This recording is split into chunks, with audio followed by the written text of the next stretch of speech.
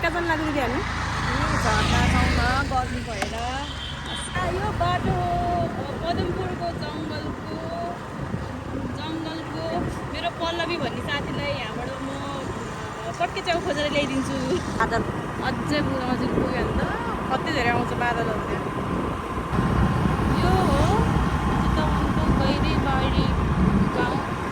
अहिले हामी जाँदैछौँ। कस्तो राम्रो बाटो पानी खुट्टा बिजाउनु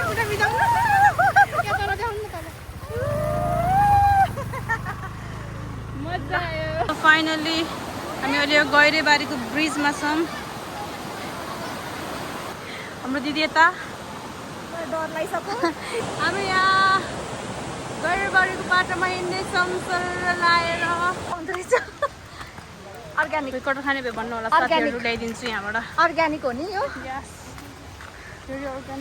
निम्बु सेलरोटी खै सेलरोटी कता बास्ना हो ए यहाँ हो तपाईँले पकाउनु भयो अहिले आएर खान्छु आएर खान्छु ल खुडी भएपछि यस्तै हो खानेकुरा बास्न आइहाल्छ। अन्त कता छ सेलरोटी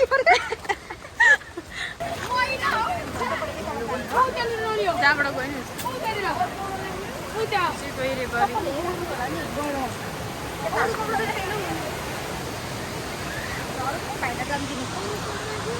उता त कस्तो घिन्दा मान्छे मात्र हुन्छ।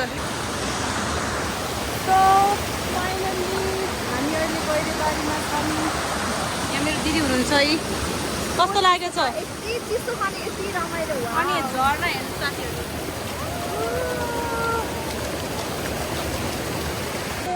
कस्तो लाग्यो तपाईँलाई अर्कोचोटि घुम्न आउनु नआउनु मसँग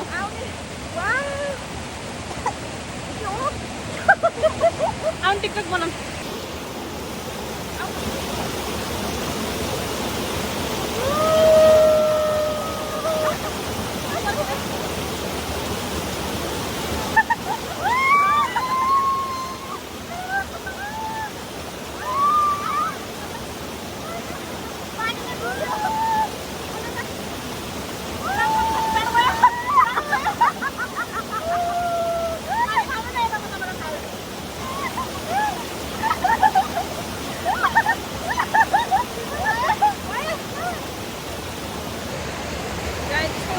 भन्न नि सक्दिनँ इमेजिन पनि गर्न सक्दैन कि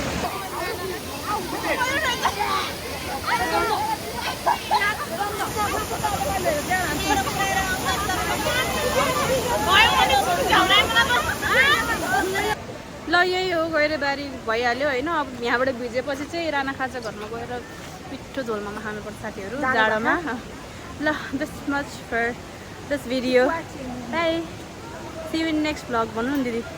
नेक्स्ट ब्लग चाहिँ see you in next vlog भन्नु न। नेक्स्ट ब्लग चाहिँ सप्टेम्बरमा थाहा छैन है। ल ल जहाँ हुन्छ त्यही सरप्राइज हो कि यो। ल बाई बाई बाई।